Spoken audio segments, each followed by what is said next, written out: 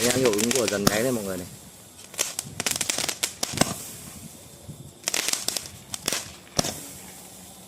Khá cao, cao quá, cao lắm, nháy cao lắm mọi người ạ. Lùi ra tận đằng này.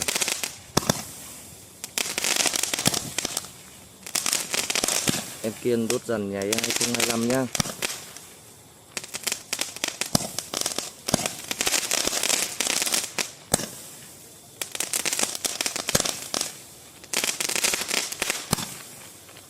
Cao, thực sự cao và đẹp.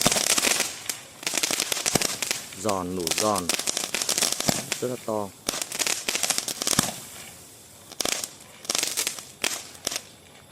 Quá đẹp.